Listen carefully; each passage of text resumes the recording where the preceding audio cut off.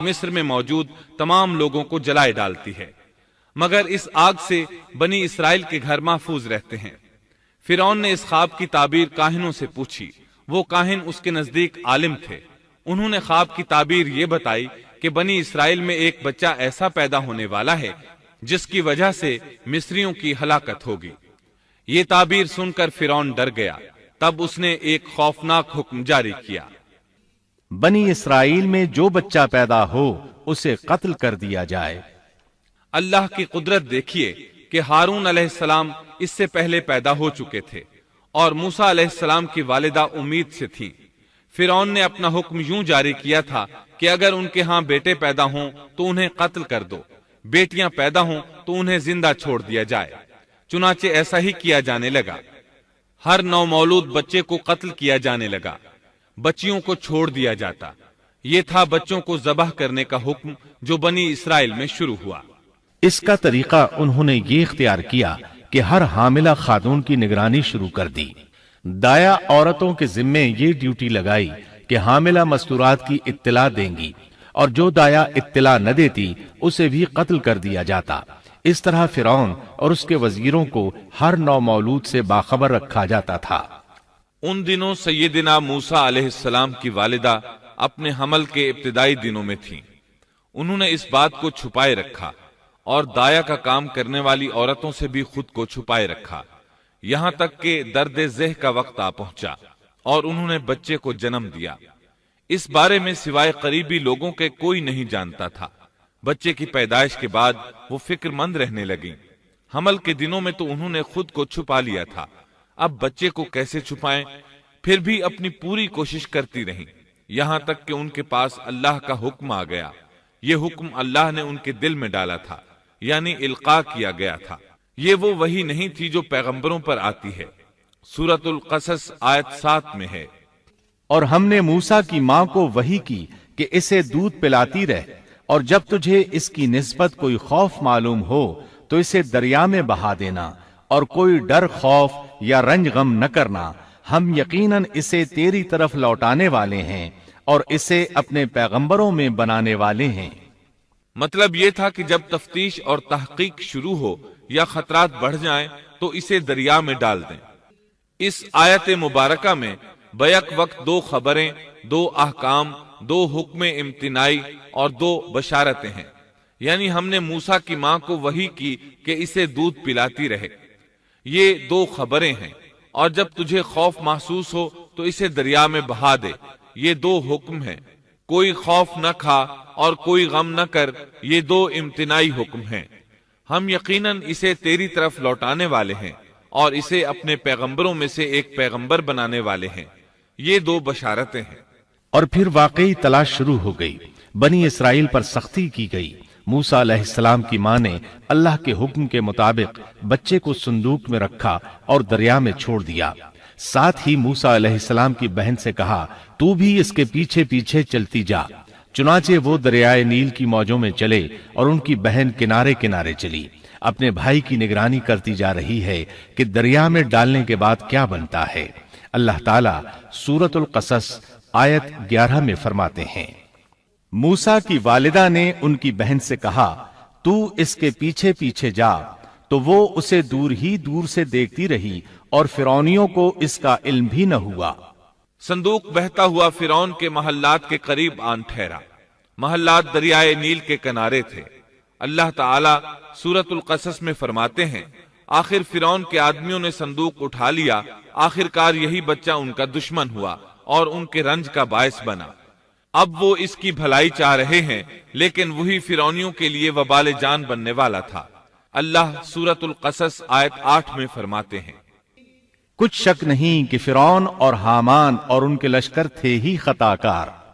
فرعون کی بیوی نے فوراً پہچان لیا کہ یہ بچہ بنی اسرائیل میں سے ہے، چنانچہ اس نے کہا، اور فرعون کی بیوی نے کہا، یہ تو میری اور تیری آنکھوں کی ٹھنڈک ہے، اسے قتل نہ کرو، بہت ممکن ہے یہ ہمیں کوئی فائدہ پہنچائے یا ہم اسے اپنا بیٹا ہی بنا لیں، اور یہ لوگ شعور ہی نہیں رکھتے تھے۔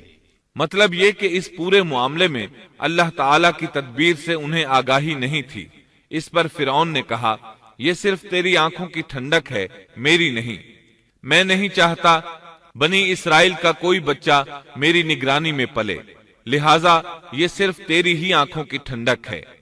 ابن عباس رضی اللہ عنہما فرماتے ہیں، اگر فرعون یہ بات کہہ دیتا کہ یہ میری بھی آنکھوں کی ٹھنڈک ہے تو اللہ تعالیٰ اسے ہدایت دے دیتا، لیکن اس نے یوں کہا، یہ صرف تیری آنکھوں کی ٹھنڈک ہے، میری نہیں۔ اور پھر ہوا بھی یہی، موسیٰ علیہ السلام آسیہ کی آنکھوں کی ٹھنڈک بن گئے، فرعون کی آنکھوں کی ٹھنڈک نہ بنے۔ اللہ تعالیٰ سورۃ القصص آیت 10 میں فرماتے ہیں، اور موسیٰ کی والدہ کا دل بے قرار ہو گیا، یعنی اس کا دل موسیٰ علیہ السلام کی یاد کے علاوہ دنیا کی ہر چیز سے خالی ہو گیا۔ ماں کی محبت اور ماں کے دل کا حال ذرا دیکھیے، مصیبت میں اس پر کیا گزرتی ہے، وہ مہربانی جو ماں کے دل میں ہوتی ہے، وہ محبت جو صرف اسی دل کا خاصہ ہے۔ ہم مردوں کی جماعت اس کیفیت کو نہیں جانتی جو مصیبت کے وقت ماں کے دل پر گزرتی ہے۔ چنانچہ اللہ تعالیٰ فرما رہے ہیں، اور موسیٰ کی والدہ کا دل بے قرار ہو گیا، یعنی موسیٰ علیہ السلام کی محبت کے سوا اس دل میں اور کچھ نہ رہا۔ ہر وہ چیز جو اسے دنیا میں پیاری تھی موسیٰ کی محبت پر غالب نہ آ سکی، بس دل میں موسیٰ ہی موسیٰ تھے۔ اللہ تعالیٰ سورۃ القصص آیت 10 میں فرماتے ہیں، قریب تھیں کہ اس واقعے کو بالکل ظاہر کر دیتیں اگر ہم ان کے دل کو ڈھارس نہ دے دیتے، یہ اس لیے کہ وہ یقین کرنے والوں میں رہے۔ اب دیکھیے اللہ تعالیٰ کے کام، ان کے نور چشم کو کس طرح ان کی طرف واپس لوٹایا۔ بچہ جب محل میں پہنچا تو اس نے دودھ کے لیے رونا شروع کر دیا۔ اس کے پاس دودھ پلانے والیاں لائی گئیں، لیکن بچے نے کسی عورت کا دودھ نہ پیا۔ آخر وہ بچے کو اٹھا کر باہر لائے۔ اللہ آیت 12 میں فرماتے ہیں، اور ان کے پہنچنے سے پہلے ہم نے موسیٰ پر دائیوں کا دودھ حرام کر دیا تھا۔ جو عورت بھی آپ کو دودھ پلانے کی کوشش کرتی ناکام ہو جاتی۔ اب ظاہر ہے یہ رکاوٹ تو اللہ تعالیٰ کی طرف سے تھی، کوئی دودھ پلانے میں کامیاب ہو بھی کیسے سکتی تھی۔ ادھر موسیٰ علیہ السلام کی بہن دور کھڑی یہ سب دیکھ رہی تھی۔ سورۃ القصص آیت 12 میں ہے، یہ کہنے لگیں، کیا میں تمہیں ایسا گھرانہ نہ بتاؤں جو اس بچے کی تمہارے لیے پرورش کرے اور ہوں بھی وہ اس بچے کے خیر خواہ۔ انہوں نے پوچھا، اے بچی تو کیسے جانتی ہے کہ وہ اس بچے کی خیر خواہی کریں گی؟ بچی نے جواب دیا، اس لیے کہ وہ ایک غریب گھرانہ ہے۔ جب انہیں معلوم ہوگا کہ یہ بچہ فرعون کے گھر سے آیا ہے تو انہیں انعام و اکرام ملنے کی امید رہے گی۔ اس گھر میں ایک نیک سیرت خاتون ہے، وہ اس بچے کو بخوشی دودھ پلانا قبول کرے گی۔ انہوں نے کہا، چلو ٹھیک ہے۔ چنانچہ آپ کی بہن انہیں گھر لے آئی۔ والدہ محترمہ نے بچے کو دودھ پلایا تو آپ نے فوراً دودھ پینا شروع کر دیا۔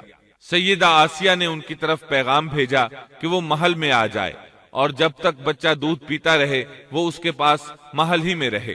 لیکن موسیٰ علیہ السلام کی ماں نے انکار کر دیا۔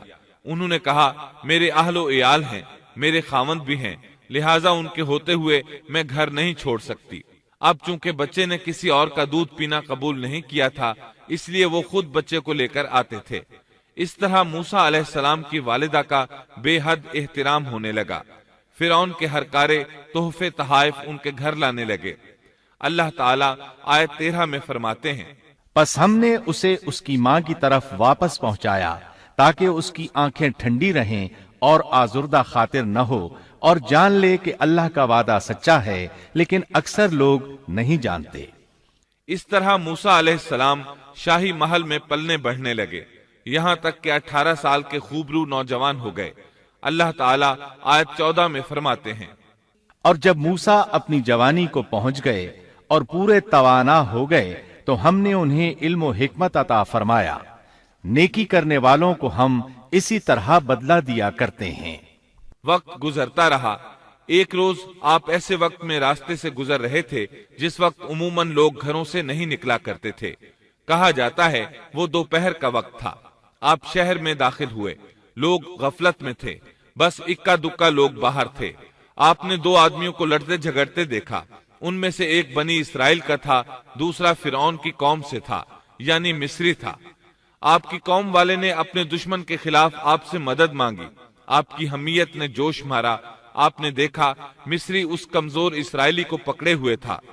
بس موسیٰ علیہ السلام نے آگے بڑھ کر مصری کی ٹھوڑی پر مکہ دے مارا۔ آپ کا مقصد تو بس اسرائیلی کی مدد کرنے کا تھا، لیکن موسیٰ علیہ السلام میں بہت قوت تھی، اس لیے ایک ہی مکہ لگنے سے مصری کا کام تمام ہو گیا۔ سورۃ القصص آیت 15 میں ہے۔ پس موسیٰ نے اس کے مکہ مارا جس سے وہ مر گیا۔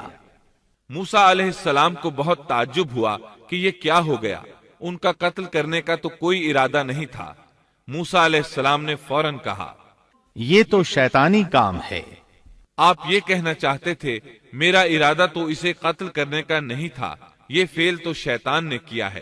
شیطان ہی نے مجھے بے قابو کر دیا تھا، مجھے اپنی طاقت پر اختیار نہ رہا، مجھ سے اس انسان کے قتل والا برا کام سرزد کرا دیا۔ آیت 15 میں اللہ تعالیٰ فرماتے ہیں، یقیناً شیطان دشمن اور کھلے طور پر بہکانے والا ہے۔ اس سے معلوم ہوا کہ موسیٰ علیہ السلام جانتے تھے شیطان دشمن ہے، وہ گمراہ کرتا ہے، اور یہ بھی معلوم ہوا کہ آپ موحد تھے، توحید پرست تھے اور مشرکین میں سے نہ تھے۔ یہی تو باتیں ہیں جو اللہ تعالیٰ نے بیان فرمائی ہیں، مثلاً آیت 14 میں ہے، اور نیکی کرنے والوں کو ہم اسی طرح بدلہ دیا کرتے ہیں۔ آپ ایمان پر تھے، کفر پر نہیں تھے۔ آپ نے اللہ تعالیٰ سے اس بلا ارادہ ہو جانے والے گناہ کی معافی مانگی، اللہ تعالیٰ کے حضور توبہ کی، جیسا کہ آیت 16 میں آتا ہے۔ پھر کہنے لگا کہ اے پروردگار، میں نے خود اپنے اوپر ظلم کیا، تو مجھے معاف فرما دے۔ اللہ نے اسے بخش دیا، وہ بخشنے والا اور بہت مہربانی کرنے والا ہے۔ یہ گناہ بلا ارادہ ہوا تھا، خطا تھی۔ پھر آپ نے ان الفاظ میں اللہ سے وعدہ کیا، کہنے لگا اے میرے رب، جیسے تو نے مجھ پر یہ کرم کیا، میں بھی اب ہرگز کسی گناہگار کا مددگار نہیں بنوں گا۔ آپ کا مطلب یہ تھا کہ باری تعالیٰ آپ نے مجھے معافی دے کر مجھ پر کرم کیا، گویا آپ کو سمجھ آ گئی تھی کہ اللہ تعالیٰ نے ان کی توبہ قبول کر لی ہے، ان پر رحم فرما دیا ہے۔ چنانچہ اب وعدہ کر رہے ہیں کہ کسی گناہگار کی کبھی مدد نہیں کریں گے، بلکہ ان کے خلاف رہیں گے۔ تاہم انہیں اس بات کا خدشہ لاحق ہو گیا تھا کہ کہیں انہیں اس مصری کے قتل کے بدلے میں قتل نہ کر دیا جائے، جیسا کہ آیت 18 میں آتا ہے۔ صبح ہی صبح ڈرتے اندیشے کی حالت میں خبریں لینے کے لیے شہر میں گئے۔ اچانک دیکھا کہ وہی شخص جس نے کل ان سے مدد طلب کی تھی ان سے فریاد کر رہا ہے۔ موسیٰ نے اس سے کہا کہ اس میں شک نہیں، تو سری گمراہ ہے۔ مطلب یہ کہ جب وہ شہر پہنچے تو انہوں نے کل جیسا ہی منظر دیکھا، وہی اسرائیلی ایک دوسرے مصری سے لڑ رہا تھا۔ انہیں دیکھ کر اس نے پھر ان سے مدد مانگی۔ تب آپ نے فرمایا تو جھگڑالو آدمی ہے، تاہم آپ آگے بڑھے تاکہ مصری کے مقابلے میں اس کی مدد کریں۔ تب وہ کہنے لگا کہ موسیٰ، کیا جس طرح تو نے کل ایک شخص کو قتل کیا ہے مجھے بھی مار ڈالنا چاہتا ہے؟ اس کی اس بات سے موسیٰ علیہ السلام سمجھ گئے کہ کل والی خبر شہر میں پھیل چکی ہے۔ اب انہوں نے خود کو چھپانا چاہا۔ اس وقت آپ کے پاس آل فرعون میں سے ایک مومن آدمی بھاگتا ہوا آیا، وہ موسیٰ علیہ السلام سے بہت محبت کرتا تھا۔ اس کا ذکر آیت 20 میں آیا ہے۔ شہر کے پرلے کنارے سے ایک شخص دوڑتا ہوا آیا اور کہنے لگا، موسیٰ، یہاں کے سردار تیرے قتل کا مشورہ کر رہے ہیں، پس تو فوراً چلا جا، مجھے اپنا خیر خواہ مان۔ اس سے پہلے کہ وہ تجھے گرفتار کر لیں، جلدی کر، یہاں سے نکل جا۔ آپ خوف زدہ ہو گئے، کیونکہ فرعون تو پہلے ہی آپ سے محبت نہیں کرتا تھا۔ اس نے تو آپ کو سیدہ آسیہ کے کہنے پر محل میں رکھا تھا۔ اس کے علاوہ فرعون کی قوم کے دوسرے سردار بھی یہ بات اچھی طرح جانتے تھے کہ آپ بنی اسرائیل میں سے ہیں۔ وہ آپ سے بغض رکھتے تھے، اب تو ان کے ہاتھ موقع آ گیا تھا۔ اس موقع سے فائدہ اٹھاتے ہوئے انہوں نے قتل کا مشورہ کیا تھا۔ چنانچہ موسیٰ علیہ السلام وہاں سے خوف زدہ ہو کر نکل کھڑے ہوئے۔ مصری آپ کی تلاش میں تھے، فرعون نے اپنے جاسوس آپ کی تلاش میں بھیج دیے تھے۔ ادھر موسیٰ علیہ السلام اللہ تعالیٰ سے یہ دعا مانگ رہے تھے، اے میرے پروردگار، مجھے ظالموں کے گروہ سے بچا لے۔ اللہ تعالیٰ نے آپ کی دعا قبول فرمائی، آپ کو راستہ بھی دکھایا۔ آپ جنگل کی طرف نکل کھڑے ہوئے۔ آپ کے پاس کھانا تھا نہ پانی، نہ آپ کے پاس سواری کا جانور تھا۔ آپ کو کچھ معلوم نہیں تھا کہ کدھر جا رہے ہیں، بس آپ جنگل میں چلتے رہے۔ آپ مصر سے فلسطین کی طرف جا رہے تھے، راستے میں آپ کے جوتے بھی ٹوٹ گئے، اب ننگے پاؤں سفر شروع ہوا، بھوک لگتی تو درختوں کے پتے کھا لیتے، اس طرح آپ مدین پہنچ گئے۔ آپ سن چکے ہیں مدین اللہ کے نبی شعیب علیہ السلام کی بستی تھی۔ اس وقت شعیب علیہ السلام کافی بوڑھے ہو چکے تھے، اور یہ واقعات شعیب علیہ السلام کی قوم کی تباہی کے بعد کے ہیں۔ آپ مدین کے پانی پر پہنچ گئے۔ بستی کے باہر ان لوگوں کی پانی کی جگہ تھی، وہیں وہ لوگ اپنے جانوروں کو پانی پلاتے تھے، اپنے لیے بھی وہیں سے پانی لیتے تھے۔ موسیٰ علیہ السلام نے دیکھا کہ لوگ آ جا رہے ہیں، کسی کے پاس بکری ہے، کسی کے پاس اونٹ ہے، انہوں نے حوض بنا رکھے ہیں، وہ کنویں سے پانی نکال کر ان حوضوں میں ڈالتے ہیں۔ مال مویشی کے لیے الگ حوض ہیں اور انسانوں کے لیے الگ حوض ہیں۔ آپ نے وہاں دو ایسی عورتوں کو دیکھا جن کے پاس بکریاں تھیں، وہ اپنی بکریوں کو پانی سے دور ایک طرف لیے کھڑی تھیں، ان کو پانی کی طرف جانے سے روکے ہوئے تھیں۔ آیت 23 میں ہے۔ مدین کے پانی پر جب آپ پہنچے تو دیکھا کہ لوگوں کی ایک جماعت وہاں پانی پلا رہی ہے، اور دو عورتیں الگ کھڑی اپنے جانوروں کو روکتی ہوئی دیکھیں۔ موسیٰ علیہ السلام کو یہ دیکھ کر حیرت ہوئی کہ سب لوگ تو اپنے جانوروں کو پانی پلا رہے ہیں اور یہ دونوں پیچھے کھڑی ہیں، یہ کیا معاملہ ہے؟ پوچھا کہ تمہارا کیا حال ہے؟ یعنی تم اپنی بکریوں کو پانی کیوں نہیں پلا رہی؟